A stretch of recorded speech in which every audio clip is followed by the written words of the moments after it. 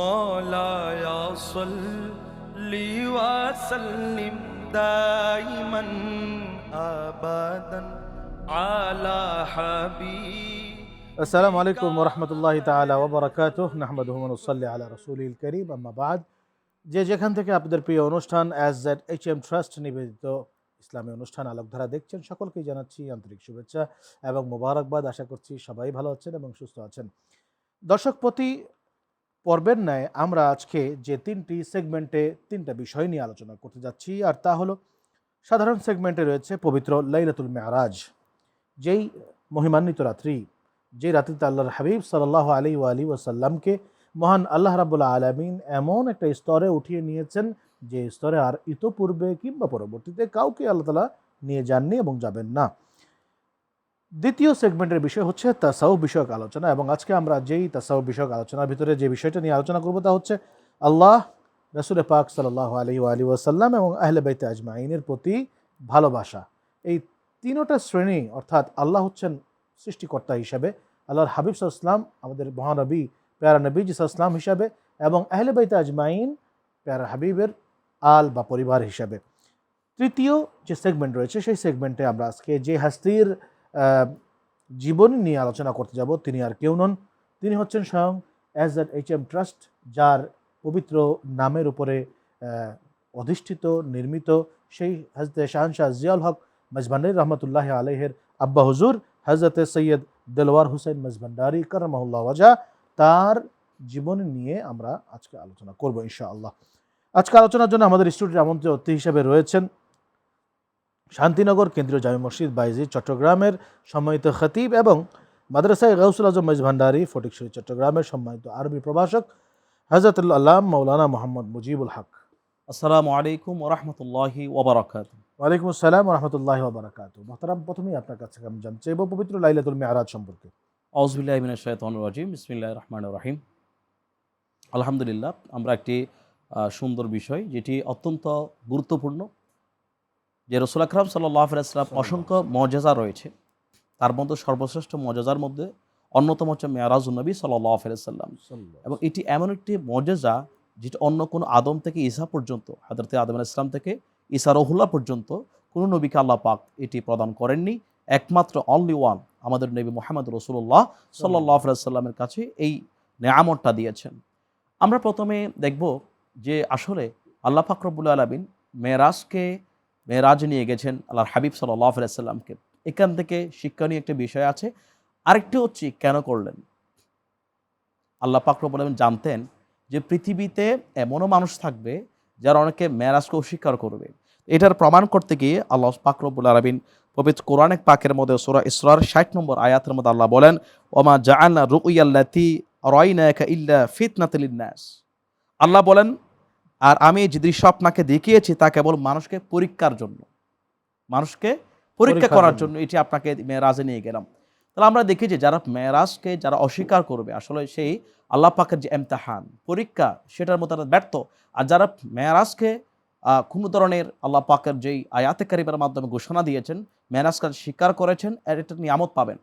আপনি জানেন রাসূল আকরাম সাল্লাল্লাহু আলাইহি সাল্লামের এই মেরাজের মাধ্যমে একটা নবুয়ত হচ্ছে সৃষ্টিমুখী, বেলায়েত স্রষ্টামুখী, এটা হচ্ছে এবং রাসূল পাক সাল্লাল্লাহু আলাইহি ওয়াসাল্লাম বেলায়েতের মকামিয়ত, আল্লাহর কাছে যাওয়া, আল্লাহর সন্নিকটে যাওয়া, আল্লাহর সাথে প্রেমালাপ করা, এই যে বিষয়গুলা এটা মেরাজের মাধ্যমে প্রমাণ হয়েছে। আমরা যদি মেরাজের ঘটনা বর্ণনা করতে দেই, সূরা বানিস ১ নম্বর আয়াতের মধ্যে আল্লাহ চমৎকারভাবে বলেছেন, সুবহানাল্লাযী আসরা বিআবদি লাইলা মিনাল মাসজিদিল হারাম ইলাল মাসজিদিল আকসাল্লাযী বারাকনা হাওলাহু লিনুরিয়াহু মিন আয়াতিনা। আল্লাহ পাকের এই পবিত্র কোরআন পাকের ঘোষণা এটাই প্রমাণ করছে, যারা মেরাজকে বাইতুল্লাহ থেকে বাইতুল মুকাদ্দাস পর্যন্ত কোরআন পাক দ্বারা সাবিত, আর বাইতুল মুকাদ্দাস থেকে সপ্তম আসমান পর্যন্ত হাদিস মুতাওয়াতির দ্বারা সম্পৃক্ত এবং প্রমাণিত। তো যারা মেরাজকে যারা অস্বীকার করবে, তারা স্বয়ং আল্লাহ পাক কোরআন পাকের আয়াতকে অস্বীকার করলো। আপনি দেখেন ওই বাইতুল মুকাদ্দাস থেকে প্রথম আসমান, দ্বিতীয় আসমান, তৃতীয় আসমান, চতুর্থ আসমান, পঞ্চম আসমান, ষষ্ঠ এবং সপ্তম, ওই সপ্তম আসমান থেকে লা মাকান পর্যন্ত আমরা দেখি দানা ফাতাদাল্লাহ কাবা কাউসাইন, এত কাছাকাছি এসে গেলেন, এত নিকটবর্তী হয়ে গেলেন, যার কারণে মারিফাতুল্লাহর ক্ষেত্রে হয়ে গেল। তাহলে আমরা দেখি যে এবং আল্লাহ রাসূল সাল্লাল্লাহু আলাইহি ওয়াসাল্লাম যখন প্রথম আসমান সমস্ত কিছু নিদর্শন দেখলেন, এখানে কয়েকটি নিদর্শন আমরা দেখতে পাই। রাসূল পাক সাল্লাল্লাহু আলাইহি ওয়াসাল্লাম আমার আল্লাহ দেখাচ্ছেন, রাসূল দেখেন বেনামাজের কি অবস্থা, মুজাহিদের কি অবস্থা, যারা আমলবিহীন বক্তা আছে তাদের কি অবস্থা, এবং যারা দুজকিদের কি অবস্থা, যারা সুদ গ্রহণ করে তাদের কি অবস্থা, এভাবে নানা শ্রেণীর মানুষের অবস্থা যখন দেখাচ্ছেন, রাসূল পাক সব অবজারভেশন করলেন। লিনুরিয়াহু মিন আয়াতিনা, আমার সমস্ত আয়াত নিদর্শনগুলো দেখার জন্য হাবিব আপনাকে এনেছি, এবং আনানোর মাধ্যমে এবং ওই মেরাজ শরীফ থেকে আল্লাহ পাক রব্বুল আলামিনের খাজিনা থেকে রাসূল আকরাম সাল্লাল্লাহু আলাইহি ওয়াসাল্লাম আমাদের জন্য নামাজ নিয়ে এসেছেন। এবং এই নামাজ আমরা অনেক সময় আসসালাতু মি'রাজুল মুমিনিন, এটা বলার কারণ একটা কারণ হচ্ছে নামাজের মাধ্যমে কেউ যদি প্রকৃতপক্ষে নামাজে দাঁড়ায়, সরাসরি আল্লাহর সাথে কথা বলে। এবং মামানা ইহসান, ইহসান কাকে বলে? রাসূল পাক একটা প্রশ্ন করলেন যে ইহসানের ব্যাখ্যা দিতে গিয়ে, তুমি এমনভাবে আল্লাহর ইবাদত করো আল্লাহ তোমাকে দেখছেন, এবং তুমি এমনভাবে ইবাদত করো আল্লাহ তুমি আল্লাহকে দেখছো। যদি তোমার এটা সম্ভব না হয়, তোমাকে এই নিয়ত রাখতে হবে আল্লাহ তোমাকে দেখছেন। তার বোঝা যায় আসসালাতু মি'রাজুল মুমিনিন, একজন মানুষ যারা প্রকৃতপক্ষে মুমিনদের যারা খুশু থাকবে, তাদের নামাজের মাধ্যমে আল্লাহর সাথে মেরাজ হয়, দিদার হয়। রাসূল পাকের 34 বার মেরাজ করেছেন, একবার সশরীরে, বাকিগুলো হচ্ছে কি তিনি স্বপ্নের মাধ্যমে করেছেন। তাহলে আব্দুন বলার কারণটা কি? বিরসুলই বলতে পারতেন। আব্দুন বলার কারণটা হচ্ছে, কারণ আব্দুন বলা হয় যিনি বান্দার কাছ থেকে আল্লাহর দিকে যায়, আর রসুল বলা হচ্ছে আল্লাহর পক্ষ থেকে বান্দার দিকে আসে। একটা পয়েন্ট। 2 নম্বর যে কারণ আমরা দেখতে পাই সেটা হচ্ছে, আমরা জানি যে আব্দুন জিসিম এবং রূহ সমন্বয়ে গঠিত, রূহ এবং জিসিম, শরীর এবং রূহ সমন্বিত। তো এই মেরাজটা হয়েছে সম্পূর্ণ দুইটার কম্বাইন, জিসিমও ছিলেন, রূহ ছিলেন, দুটোর সমন্বয়ে সশরীরে মেরাজ হওয়ার কারণে। 3 নম্বর যে আব্দুন ব্যবহার করার কারণ হচ্ছে উবুদিয়ত। উবুদিয়ত রাসূল পাকের উচ্চ মর্যাদা। আল্লাহ পাক রব্বুল আলামিন বলেছেন যে আমার ইত্তাকা করবে, আল্লাহকে ভয় করবে, আল্লাহ পাক তাকে সর্বোচ্চ মকামে নিয়ে যাবে, মকামে মাহমুদ। রাসূল পাককে মকামে মাহমুদ সর্বোচ্চ প্রশংসিত জায়গায় নিয়ে গিয়েছেন। আর আব্দুল বলার 4 নম্বর কারণ হচ্ছে, ঈসা ইসলামকে যখন আসমানে তুলে নেওয়া হয়েছিল, আপনারা জানেন ঈসা ইসলামকে আল্লাহর পুত্র বলেছেন। এই আল্লাহর যাতে পুত্র না বলে, এই জন্য আল্লাহর বান্দা, উনি আল্লাহর পুত্র নয়, এটা বলার জন্য বেআবদিহি শব্দটা ব্যবহার করেছেন। তাহলে আমরা বুঝতে পারি এই মেরাজের সাথে আধ্যাত্মিকতার সাথে একটা বিষয় আছে। এবং শুধু তাই নয়, মেরাজের সাথে সায়েন্টিফিক একটা আমরা বিজ্ঞানের দৃষ্টিকোণ দেখতে পাই। এই যে আজকে মহাকাশ বিভিন্ন জায়গায় নাসার বিজ্ঞানীরা যাচ্ছে, নানা বিজ্ঞানীরা বিভিন্ন আকাশপথে নানা গ্রহের মধ্যে যাচ্ছে, এটার তথ্যটা সর্বপ্রথম পেয়েছে মেরাজুন নবী রাসূল পাকের এই ঘটনা থেকে। তাহলে আমরা বুঝতে পারি মেরাজুন নবী সাল্লাল্লাহু আলাইহি ওয়াসাল্লাম আমাদেরকে এটাই শিক্ষা দেয় যে মেরাজের কারণে আল্লাহর সাথে রাসূল পাকের দিদার হয়েছে, এবং এই দিদারটা আল্লাহ পাক রব্বুল আলামিন খাস বান্দাদেরকে দিয়ে থাকেন। রাসূল পাকের উম্মতের মধ্যে যারা আল্লাহ এবং রসুলকে প্রেম, ভক্তি, শ্রদ্ধা সহকারে আমল অনুযায়ী কাজ করবে, সুন্নত মোতাবেক চলবে, আল্লাহ পাকের ইহসানের পর্যায়ে চলে যাবে, আমরা এনাবা পর্যায়ে চলে যাবে, তাদেরকে আল্লাহ পাক এটা দান করেন এবং আল্লাহর দিদার নসিব করে দেন। সম্পূর্ণ একটি প্রশ্ন আমি আপনাকে করতে চাই, তা হচ্ছে যে এই 5 ওয়াক্ত আল্লাহর দিদার আমরা মসজিদে করতে যাই, কারণ রাসূলের পাকের হাদিস তো মিথ্যা হতে পারে না। আসসালাতু মি'রাজুল মুমিনিন, 5 বার মেরাজে গিয়েও যখন কোনো বান্দা ঘুষ, সুদ, জেনা, ব্যভিচার, মানুষকে হত্যা করা, মিথ্যা কথা বলা, অন্যায় অবিচার ছাড়তে না পারে, এর পিছনে কারণ কি? তার ওই জায়গায় সমস্যাটা কোন জায়গায়, যে জায়গাটার কারণে তিনি মেরাজ করছেন, আল্লাহর সাথে দেখা করছেন, কিন্তু তার সেই দেখায় কোনো কাজ হচ্ছে না, এর কারণ কি? সুন্দর একটি পয়েন্ট তুলে ধরেছে। সেটার কারণ হচ্ছে, প্রথম আমি বলবো নামাজকে কিভাবে নিচ্ছি। নামাজকে কি আমি শুধুমাত্র মানুষকে দেখানোর জন্য, নাকি আল্লাহর সাথে দিদার করার জন্য? কদ আফলাহাল মুমিনুনা আল্লাযীনা হুম ফি সলাতিহিম খাশিউন, ওই ব্যক্তি, ওই ভূমি সফল কাম যে তার সালাতের মতো খুশু নিয়ে পড়বে। এখানে একটা বিষয় আছে, নামাজের মধ্যে আপনার যে আমাদের মাইন্ড, যেটা আমাদের মনস্তাত্ত্বিক যে বিষয়টা, এটা কয়েকটি কারণ, আপনাকে কয়েকটা ধারা মনে রাখতে হবে। এই পয়েন্টগুলো সামনে রেখে নামাজ। 1 নম্বর হচ্ছে, আপনাকে মনে রাখতে হবে না জানি আল্লাহ পাকের হায়াত কার বাজেট কতটুকু, এটাই আমার সর্বশেষ নামাজ, আমার জীবনের শেষ নামাজ হচ্ছে এটাই। আমি জানি না আল্লাহ পাক রব্বুল আলামিন আমাকে কখনো আবার আরেকটা ওয়াক্তের জন্য বেঁচে রাখবেন কিনা। এই জিকিরটা, এই ফিকিরটা মাইন্ডে রাখতে হবে। 1। 2 নম্বর কাজ হচ্ছে, আপনাকে মনে রাখতে হবে আমার একটা, আমরা বিশেষ করে আমরা ফুলসিরাতের আসলে আমাদের পরবর্তী সেগমেন্টে যেতে হচ্ছে। আপনার যে কথাটা আপনি বলতে চাচ্ছেন, আমি যতটুকু বুঝতে পারলাম, তা হচ্ছে যে ব্যক্তি নামাজের ভিতরে একনিষ্ঠতা, ঐক্যমন গঠন করে আল্লাহ তাআলার জন্যই আমি ইবাদত করছি, কারো খুশির জন্য নয়, কারো দেখানোর জন্য নয়, বা কারো ভয়ে নয়, বা কারো আদেশে নয়, শুধুমাত্র আল্লাহর জন্যই নামাজ পড়ছি, তাহলে সে ব্যক্তিটি আল্লাহর উপস্থিতিকে যদি স্বীকার করতে পারে তাহলে সে ব্যক্তি কোনোদিন অপরাধ করতে পারে না। আপনাকে ধন্যবাদ। প্রিয় দর্শক, আমরা আমাদের দ্বিতীয় সেগমেন্ট তাসাউফ পরিচিতিতে আমরা চলে যাচ্ছি। مولاي صل وسلم دائما। আজকের তাসাউফ পরিচিতিতে আমরা জানার চেষ্টা করব যে তিনটি বিষয় নিয়ে, তা হচ্ছে আল্লাহ, আল্লাহ রাসূল সাল্লাল্লাহু আলাইহি ওয়াসাল্লাম এবং আহলে বাইত আজমাইনের প্রতি ভালোবাসা। আপনি প্রথমে বলবেন যে মানুষের প্রতি ভালোবাসা, আল্লাহর প্রতি ভালোবাসা, এই দুটোর ভিতরে পার্থক্য কি হতে পারে? مولاي صل وسلم دائما। আলহামদুলিল্লাহ, আমরা এই বিষয়টা দেখি যে আল্লাহ এবং রসুলের প্রতি ভালোবাসা, প্রথম আল্লাহর ভালোবাসা, এরপর রসুল পাকের ভালোবাসা, এরপর আহলে বাইত। দেখুন, এখানে একটা তিনটা ডাইমেনশনে একটা ধারাবাহিকভাবে আছে, একটার সাথে একটা সম্পর্ক রাখতে হবে, নিসবত রাখতে হবে। আল্লাহ পাক পবিত্র কোরআনে বলেন, কুল ইন কুনতুম তুহিব্বুনাল্লাহ ফাত্তাবিউনি ইউহিব্বুকুমুল্লাহ। হে রাসূল, আপনি বলুন, যদি তোমরা আল্লাহকে ভালোবাসতে চাও, ফাত্তাবিউনি, আমি রসুলের ইতাআত করো, অনুসরণ করো। তো রসুল পাককে অনুসরণ করলে কি হবে? ইউহিব্বুকুমুল্লাহ, আল্লাহ তোমাদেরকে ভালোবাসবেন। এটা হচ্ছে একটা আয়াত। কোরআন পাকের আরেকটা আয়াতের মধ্যে আছে, মাইয়াতিউর রাসূল ফাকাদ আতাআল্লাহ, যেই ব্যক্তি রসুল পাকের ইতাআত করলো সে মূলত আল্লাহর ইতাআত করলো। এখন আমরা জানতে পারি যে আল্লাহর যদি প্রিয়ভাজন হতে চাই, আল্লাহর প্রিয় বস্তু, প্রিয় বন্ধু হতে চাই, রসুল পাকের মহাব্বত লাগবে। আর রসুল পাকের মহাব্বত যদি আমরা অর্জন করতে চাই, আমার রসুল পাক যাকে মহাব্বত করেন তাদেরকে মহাব্বত করতে হবে। আলটিমেটলি আমরা যে কি আল্লাহ এবং রসুলের যারা প্রিয়, আল্লাহ এবং রসুল যারা প্রিয়ভাজন, তাদেরকে মহাব্বত করলে আল্লাহ এবং রসুলকে আপনি পাবেন। তাহলে সেই দৃষ্টিকোণ থেকে আমরা দেখি যে রসুল পাকের মহাব্বত, এবং কোরআন পাকের মধ্যে আরেকটি আয়াত আছে, ইয়া আইয়ুহাল্লাযীনা আমানু আতিউল্লাহ ওয়া আতিউর রাসূল ওয়া উলিল আমরি মিনকুম। তাহলে এই তিনটার প্রত্যেকটা জায়গার মধ্যে এখানে যেভাবে তিনটা ডাইমেনশন আছে, ঠিক একইভাবে কোরআন পাকের মধ্যে তিনটা ধারা লিখে দিয়েছেন। তাহলে বোঝা যায় এখানে একটার পর একটা নিসবত সম্পর্ক আছে। একটা ট্রেন, একটা যদি প্রধান একটা ইঞ্জিন থাকে, সে ইঞ্জিনের সাথে সমস্ত বগিরা কিন্তু থাকে। তাহলে এখানে মূল শক্তির ইঞ্জিন থেকে হয়। তাহলে ট্রেনের যে মূল ইঞ্জিন, সে সবাই সমস্ত বগিকে টেনে নিয়ে যায়। ঠিক একইভাবে যদি আমরা আল্লাহ এবং রসুলকে পেতে চাই, আল্লাহ এবং রসুল যাদেরকে ভালোবাসার জন্য, তার মধ্যে অন্যত আহলে বাইত। তাহলে আমরা বুঝি আহলে বাইত কারা। আহলে বাইত এটা কি আমাদের মোল্লাদের বানানো, নাকি কোনো মুফতি বলেছেন? না না, এটা কোনো মোল্লাদের বানানো নয়, কোনো মুফতিদের বানানো নয়। এটি একমাত্র আল্লাহ পাক রব্বুল আলামিন পবিত্র কোরআনে কারিমে বলেছেন, ইন্নামা ইউরিদুল্লাহু লিইয়ুযহিবা আনকুম রিজসা আহলাল বাইত ওয়া ইতাহহিরকুম তাতহীরা।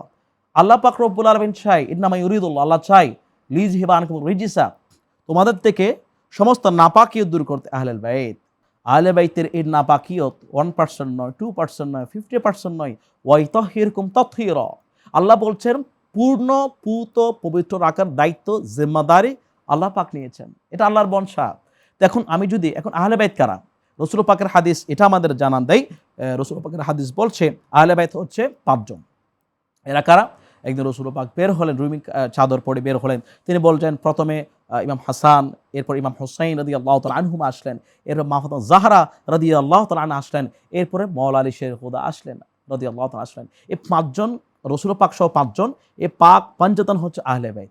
যদি কেউ এই আহলে 5 জনের মধ্যে কেউ যদি কোনো নাপাকিয়ত সন্দেহ করে, আগে হোক পরে হোক, এটা আসলে তারা পূর্ণ ঈমানদার হতে পারে না। এই 5 জনের বিষয়ে রসুল পাক আল্লাহ পাক রব্বুল আলামিন জিম্মাদারি দিয়েছেন, পূর্ণত পূতপবিত্র রাখার কথা বলেছেন। এবং কোরআনে পাকের মধ্যে আরেকটি জায়গার মধ্যে আছে, কুল্লা আসআলুকুম আলাইহি আজরা ইল্লাল মাওয়াদ্দাতা ফিল কুরবা। হে রাসূল, আপনি বলুন, আমি তোমাদেরকে ইসলাম দিলাম, নামাজ দিলাম, কলেমা দিলাম, সব কিছু দিলাম, ঈমান ইহসান সব কিছু দিলাম, নামাজ, রোজা, হজ, যাকাত। শুধু তাই নয়, উহুদের ময়দান দান্তান মুবারক শহীদ হয়েছে, ইবেন রাসূল পাক সাল্লাল্লাহু তাইফের ময়দানে ওনার রক্তাক্ত হয়েছেন, এতগুলো যুদ্ধ করলাম, সব কিছুর বিনিময়ে আমি কিচ্ছু চাই না, তবে একটা জিনিস, ইল্লাল মাওয়াদ্দাতা ফিল কুরবা, আমার নিকটাত্মীয় যারা আছে, আমার করিব যারা আছে তাদের কাছে। তো সাহাবায়ে কেরাম প্রশ্ন, ইয়া রাসূলুল্লাহ মান কারাবাতুহুম, নিকটাত্মীয় কারা? তখন আমার নবীজি বলছে, আমার নিকটাত্মীয় হচ্ছে আমার আহলে বাইত। তারা কারা? ইমাম হাসান, ইমাম হুসাইন রাদিয়াল্লাহু তাআলা আনহুমা, মা ফাতিমা জাহরা, মাওলা আলী শের খুদা। তাদের প্রতি তোমরা এই মহাব্বতটা, খুরবাতের সে মহাব্বত রাখবে, আমি রসুল পাকের পাবে। যদি আমি প্রকৃত কোরআনের শাসন কায়েম করতে চাই, প্রকৃত কোরআনের পাকি হতে চাই, যদি মুফাসসিরে কোরআন হতে চাই, প্রকৃত কোরআন অনুসরণ হতে চাই, তাহলে আমাকে আপনাকে অবশ্যই ওই কোরআনের প্র্যাকটিক্যাল তারা ধারক বাহক যারা আছে, যারা পিস, শান্তি, জাতি ধর্ম বর্ণ নির্বিশেষে এক্সট্রিমিজমকে পরিহার করে এই আহলে বাইত আওলাদে রসুল তাদের নিয়ে আলোচনা করতে হবে এবং তাদের সান্নিধ্যে গেলে অবশ্যই প্রকৃত ইসলাম জানতে পারবো। এবং ইসলামের সাথে সাথে রুহানিয়ত আপনি যে হাদিস দুটো বর্ণনা করলেন, এই হাদিসটা কিন্তু রাসূল আকরাম আলাইহিস সালাতু ওয়াস সালাম তিনি বিদায় হজের পরবর্তীতে তিনি গাদির খুম নামক জায়গায়, জি যেখানে দ্বিতীয় আরেকটি বৃহত্তর ভাষণ তিনি দিলেন, সেই ভাষণে কিন্তু এই হাদিসের এই বাণীগুলি কিন্তু তিনি সেখানে বলেছিলেন। অথচ আজকে আমাদের সমাজে গাদির খুম যে বিষয়টি রয়েছে এটিকে নেগলেক্ট করা হয়, এটিকে অনুৎসাহিত করা হয়, এমনকি এটিকে নিয়ে আলোচনা অনুষ্ঠান কিংবা এটাকে নিয়ে কোনো অনাড়ম্বর কিংবা আড়ম্বরপূর্ণ অনুষ্ঠান করলে সেখানে শিয়া তকমা হিসাবে বিভিন্ন রকমভাবে তহমত দেওয়া হয়, যেটি অত্যন্ত দুঃখজনক। অথচ হযরত মাওলা আলী শের খুদা আলী সালামকে যেই ভূষণে ভূষিত করা হয়েছে, বেলায়েতের ভূষণে, সেই বেলায়েতের জায়গাটাই ছিল হজরতে সেই গাদির খুমের জায়গা। সেটা কিন্তু একটা ঐতিহাসিক জায়গা, ঐতিহাসিক মোমেন্ট। আপনি যে হাদিসটা বললেন যে তারাকতু ফিকুম আস-সাকালাইন কিতাব আল্লাহি ওয়া ইতরাতি, আরেক হাদিস কিন্তু তাদের মুখস্থ আছে যে কিতাব আল্লাহি ওয়া সুন্নতি, সুন্নতি আল্লাহ রসুলের সুন্নত এবং কিতাব, হ্যাঁ ওটাও হাদিস, ওটাও আমরা মানি। কিন্তু এই যে বিষয় হাদিসটা বলা হলো কিতাব আল্লাহি ওয়া ইতরাতি, ওই কোরআন ওই হাদিস হচ্ছে নির্জীব, সেটা হচ্ছে বইয়ের পাতার ভিতরে বন্দি।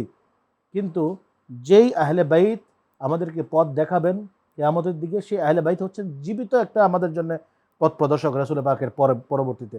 সেই সাথে সাথে ইমামদেরকে মানতে হবে, ইমামদের ইমামতকে স্বীকার করতে হবে। মোহতারাম, এখানে আরেকটা বিষয় আমরা দেখি যে সেটা হচ্ছে আদৌ পর্যন্ত জি যে সমস্ত তরিকা দরবার আমরা দেখতে পারি, ওই আলে রসুল আওলাদ রসুলের মাধ্যমে এখন ইসলামের প্রচার হচ্ছে। যেমন আওলাদ রসুল যারা যেখানে গিয়ে যে অঞ্চলে গিয়েছেন এখনো পর্যন্ত ইসলাম টিকে আছে আওলাদ রসুলের মাধ্যমে। যেমনটা আমরা গৌসে পাক শাহী সাহেব গৌসুল আব্দুল কাদের জিলানী রহমতুল্লাহ আলাই, আতে রসুল খাজা গরিব নওয়াজ, হুজুর গৌসুল আজম শাহ আহমদুল্লাহ মাইজবান্ডারি, ইউসুফ বা গোলাম রহমান মাইজবান্ডারি, ঠিক একইভাবে ওই আওলাদ রসুলের সান্নিধ্য সোহবত আছে বিদায় আমরা বর্তমান সময়ে রাহবারে আলম সৈয়দ হাসান মাইজবান, উনি আওলাদ রসুল। তাহলে আমরা দেখি যে তাদের যে মিষ্টিবাসী কথা, আচার আচরণ, উদারতা, মহাব্বত, প্রেমময় অসি প্রেমের যে চর্চা, কোরআন হাদিস আলোকে শুধু মুখে নয় তারা কাজে বাস্তবায়ন করে, এটাই প্রমাণ করে যে আসলে ইসলাম টিকে থাকবে আওলাদ রসুলের মাধ্যমে কিয়ামত পর্যন্ত। আপনাকে অসংখ্য ধন্যবাদ। প্রিয় দর্শক, আমরা আমাদের তৃতীয় সেগমেন্ট সুফি পরিচিতিতে চলে যাচ্ছি।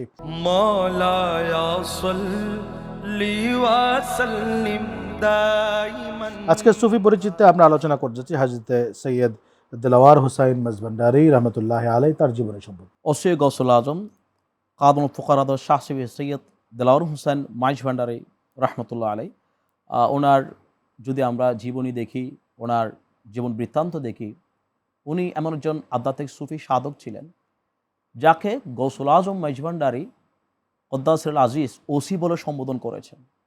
যে আমি গৌসুল আজম মাইজভান্ডারির দরবারে আসতে চাও, আমার ওসি দিয়ে আসতে হবে। আমার যিনি সবচেয়ে মূল দায়িত্ব ওসি গৌসুল আজম শাহ সিবিএসে দিলওয়ার মাইজভান্ডারি কদ্দাসুল আজিজ, উনি হচ্ছেন হযরত গৌসুল আজম মাইজভান্ডারি কেবলা কাবার ছেলে বংশীয় নাতি, এবং ওনার একজন ফিলোসফার, দার্শনিক, উনি একজন কবি, উনি যে সাহিত্যিক, উনি যে সুফি, উনি যে বড় আলেম। এবং উনি বর্তমান সময়ে যদি আমরা দেখি, আপনি জানেন যে বর্তমান সময়ে কিছু জেনারেশন ক্রিয়েট হয়, আপনি 10 বছর পর, 20 বছর পর, 30 বছর পর, এই প্রজন্ম, নবপ্রজন্ম, তাদের চিন্তা চেতনা মননশীল উৎকর্ষ সাধনের ক্ষেত্রে মানুষ নানা সংস্কৃতির কারণে বিভিন্ন পরিবর্তন হয়। কিন্তু ওসি গৌসুল আজম শাহ সৈয়দ দিলওয়ার হুসাইন মাইজভান্ডারি কদ্দাসুল আজিজ, তিনি এমন ব্যক্তিত্ব ছিলেন যিনি তাসাউফকে স্বরূপ মাইজভান্ডারি তরিকার স্বরূপ উন্মোচক ছিলেন, রিফর্মার। উনি যেভাবে সাহসিকতার সাথে তাসাউফকে তুলে ধরেছেন এবং সত্য কথাকে তুলে ধরেছেন, এবং আপনারা জানেন তাসাউফ কেন্দ্রিক অনেক অপব্যবহারও কিন্তু আমাদের হয়।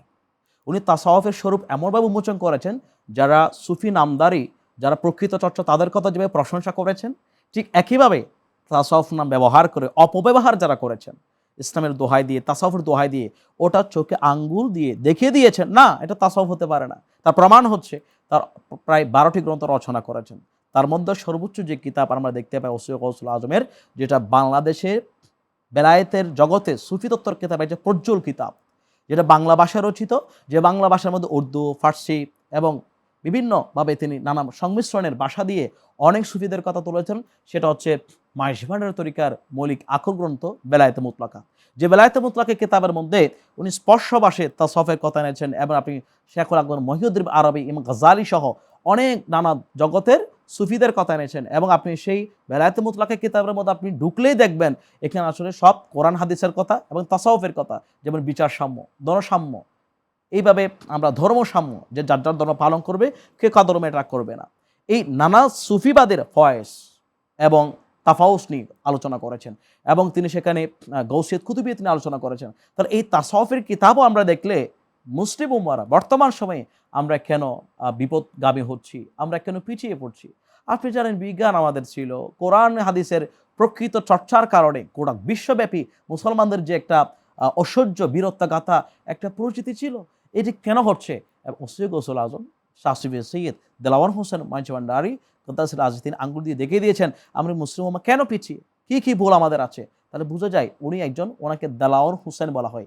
দেলাওয়ার শব্দের অর্থ হচ্ছে সেনাপতি, হুসাইন হচ্ছে উত্তম সেনাপতি, বীরোত্তম সেনাপতি, যার কলমের উনি বিভিন্ন কিতাব লিখেছেন, এবং তাজকে মুখতাসার বিশ্ব বেলায়েতের স্বরূপ, বিশ্ব মানব সভ্যতার উপর কিতাব লিখেছেন, আশা ধর্মের উপর কিতাব লিখেছেন, এবং বিভিন্ন সুফি তাত্ত্বিকের উপর কিতাব লিখেছেন, এবং ধ্যানের উপর কিতাব লিখেছেন। তাহলে এই কিতাবের এটি মুরজাস। এবং আপনি জানেন এই দেলাওয়ার হোসেন মাইজভান্ডারীর 5 পুত্র, 5 পুত্রের মধ্যে প্রথম পুত্রের নাম হচ্ছে শাহানচাঁদ সৈয়দ জিয়াউল হক মাইজভান্ডারী, এবং ওনার একমাত্র পুত্র হচ্ছে রাহবারে আলম আলহাজ শাহ সুফি সৈয়দ মোহাম্মদ হাসান মাইজভান্ডারী। বাকি 4 পুত্র আমরা দেখেছি, আওলাদের হচ্ছে শাহ সুফি সৈয়দ মুনিরুল হক মাইজভান্ডারী রহমতুল্লাহ আলী, শাহ সুফি সৈয়দ ইমদাদুল হক মাইজভান্ডারী মান্দাজিলুল আলী, শাহ সুফি সৈয়দ ডাক্তার দিদারুল হক মাইজভান্ডারী রহমতুল্লাহ আলী, শাহ সুফি সৈয়দ শহীদুল হক মাইজভান্ডারী মান্দাজিলুল আলী, ওই হযরত গৌসুল আজম পুত্র বংশী আওলাদ। এবং এই জন্য বর্তমান সময়ে আমরা দেখতে পাচ্ছি যে ওই ওসিয়ত গৌসুল আজম মাইজভান্ডারী যে নীতিতে অটল থাকার মাধ্যমে,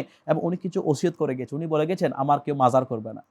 সুবহানাল্লাহ, ওনার কিন্তু মাজার নেই, একদম ওনার মাজার নাই, সাধারণ কবরের মতো এটা দেওয়া রাখা হয়েছে। এবং উনি বলেছেন আমার কোনো উরুসও করবে না।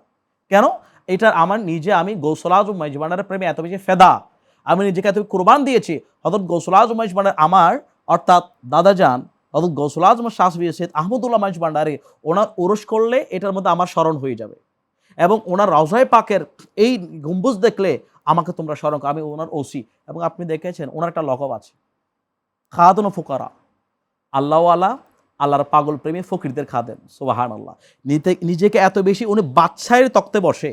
আমার নবীজিরও কিন্তু একটা লকব ছিল আনিসুল ফুকারা, সুবহানাল্লাহ, যে ফকিরদের বন্ধু। জি জি জি, ঠিক একইভাবে ওসি গৌসুল আজম উনি খাদুন ফুকারা, তিনি আল্লাহওয়ালা, যারা প্রেমময় আশেক পাগল তাদের একজন খাদেম। এবং উনি একটা কাজ করতেন, উনি ওনার কাপড়ের মধ্যে, আপনারা পাঞ্জাবি পরার সময় উনি কাপড় পরতেন এইটুকু পর্যন্ত, অর্থাৎ উনি অতিরিক্ত পড়তেন না। রসুল পাকের সুন্নাহ যতটুকু এই, এবং আমরা দেখি যে রাহবারে আলম আলহাজ শাহ সুফি সৈয়দ মোহাম্মদ হাসান মাইজভান্ডারী মাদাজুল, ওনার কাপড়ও কিন্তু উনি এই জায়গায় সীমাবদ্ধ রাখেন। আপনি দেখবেন ওনার সাথে সাক্ষাৎ করার সময়, অর্থাৎ ওসি গৌসুল আজমের হুবহু সে আদর্শ নিয়ে গোটা মাইজভান্ডারীর ফিলোসফি, মাইজভান্ডারীর দর্শনটাকে তুলে ধরছেন ওসি গৌসুল নীতিতে। তিনি হচ্ছে তার উত্তরাধিকারী, যোগ্য উত্তরসূরি সৈয়দ মোহাম্মদ হাসান মাইজভান্ডারী আলী, যার দীর্ঘ জীবনের জন্য আমরা দোয়া করি আল্লাহ তাআলা তাকে তার মাধ্যমে যার নিয়োজিত হতে থাকে। এবং তার একটি কথা দিয়ে আমি শেষ করছি, অনেকগুলো কালাম আছে, একটি কালাম অবশ্যই পরদোষ পরিহার নিজ দোষ দেনে, অসংখ্য কালাম আছে যেখানে মধ্যে নীতির কথা। আপনি দুটো কালাম একটু সুর দিয়ে শুনিয়ে দিবেন আমাদেরকে। ওই কালামে আসলে আমরা যদি দেখি যে উনি আসলে সেই কালামের মধ্যে একটু ওনার সামনে একটা কালাম আছে, সেটা আমরা যদি দেখি যে তাও বজল করে মান্দাকিনী লিখেছেন, সে কালামের মধ্যে এটা এভাবে আছে, ত্রিজগতের নয়ন জ্যোতি, ত্রিজগতের নয়ন জ্যোতি দেলা বাবা জান শোনো, ত্রিজগতের নয়ন জ্যোতি দেখলো কুদরতেরই শান রে মওলা, কুদরতেরই শান, ত্রিজগতের নয়ন জ্যোতি দেলা বাবা জান দেখলো কুদরতেরই শান। আপনাকে অসংখ্য ধন্যবাদ। প্রিয় দর্শক, সেই সাথে আজকের অনুষ্ঠানের শেষ পর্যায়ে আমরা চলে এসেছি। আল্লাহ রাব্বুল আলামিন পবিত্র লাইলাতুল মেরাজের মাধ্যমে যেভাবে প্যারা হাবিব সাল্লাল্লাহু আলাইহি সাল্লামকে ভালোবেসেছেন, আল্লাহর হাবিব সাল্লাল্লাহু আলাইহি সাল্লাম কিন্তু তার দয়ার পরবশে তার উম্মতকে সেই জায়গাটি থেকে মাহরুম করেননি। আল্লাহর হাবিব সাল্লাল্লাহু আলাইহি সাল্লাম নামাজের যে নিয়ম এনে দিয়েছেন এবং বলে দিয়েছেন যে ব্যক্তি খুশুর সাথে এই নামাজ আদায় করলো, সে কেমন যেন আমি যেরকম সেই মেরাজ আল্লাহ তাআলার সাথে দেখা করলাম, সেও আল্লাহর সাথে দেখা করার সেই সুযোগটি পেয়ে গেল। শুধু তাই নয়, সেই সাথে সাথে আজকে আমরা প্যারা হাবিব সাল্লাল্লাহু আলাইহি সাল্লাম আহলে বাইত আজমাইন তাদের মুহাব্বতের যে কথাগুলো আমরা আজকে মাওলানা মোহাম্মদ মুজিব থেকে শুনলাম, অত্যন্ত গুরুত্বপূর্ণ কথা ছিল। সর্বশেষ আমরা হযরত সৈয়দ দেলাওয়ার হোসেন মাইজভান্ডারী কুদ্দাস সিররুল আজিজ তার জীবনী সম্পর্কে আমরা শুনলাম। মহান আল্লাহ রাব্বুল আলামিন এই হাস্তিদের জীবন অনুকূলে আমাদের জীবনকে গঠন করার তৌফিক দান করুন, আমিন। ভালো থাকবেন সেই কামনায়। আসসালামু আলাইকুম ওয়া রাহমাতুল্লাহি ওয়া বারাকাতুহু। মুহাম্মাদুন সাইয়্যিদুল কাওনাইন ওয়া সাকালান ওয়াল ফারিকাইনি মিন উরবিন ওয়া মিন আজম।